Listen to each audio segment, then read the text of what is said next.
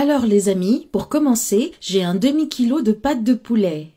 J'ai déjà mis un oignon et de l'ail à rissoler. Regardez ça, je les ai fait sauter.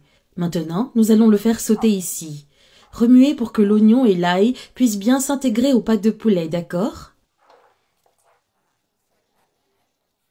J'ai déjà allumé le feu. Je vais maintenant ajouter une cuillerée de paprika et une cuillerée de safran. Nous allons remuer à nouveau et les laisser sauter pendant 2 minutes.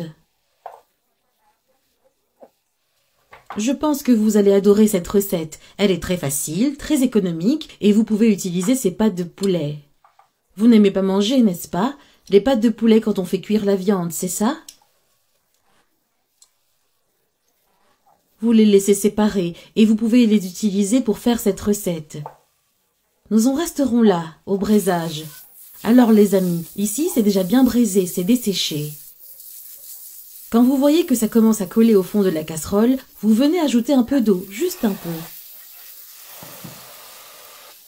Donc maintenant, je vais ajouter ici, une carotte hachée, regardez-la.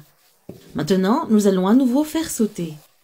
Les amis, si vous avez du persil vert à la maison, vous pouvez le mettre. C'est vraiment cool.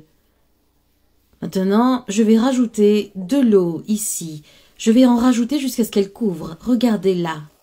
Voilà, j'ai mis l'eau. Et ici, je vais ajouter 2 feuilles de laurier. Nous allons maintenant couvrir cette marmite et la laisser cuire pendant 1 heure, après que la pression ait commencé à monter.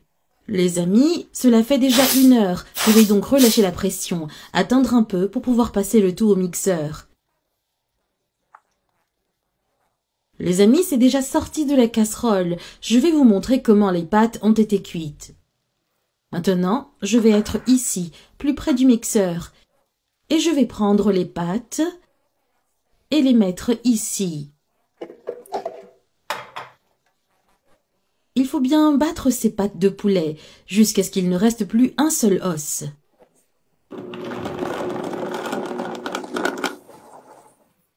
Les amis, je les ai déjà bien battus. Maintenant, nous allons mettre le premier ici. Mettre le premier dans cette assiette, d'accord? Je vais le mettre ici pour qu'il ne soit pas trop épais. Je ne laisserai que ça. Et ici, je le mets dans ce bac à glaçons. Aussi, pour ne pas trop le remplir. Maintenant, nous allons le mettre au réfrigérateur. Nous allons le laisser au réfrigérateur jusqu'à ce qu'il soit ferme. Vous voyez, les amis? Donc, notre knorr s'est déjà raffermi. Il a passé environ 4 heures au réfrigérateur. Maintenant, nous allons le couper en petits carrés. Vous voyez comme il est facile de faire du bouillon knorr à la maison? Les amis, il se conserve longtemps au réfrigérateur, vous voyez? Si vous savez comment le conserver, il durera longtemps. Maintenant, je vais en prendre un ici, et je vais le mettre dans le papier aluminium que j'ai déjà coupé. C'est ce que nous allons faire. Regardez, nous allons l'emballer comme un cadeau. Maintenant, nous allons faire comme ceci, et l'enrouler jusqu'à ce qu'il soit bien emballé.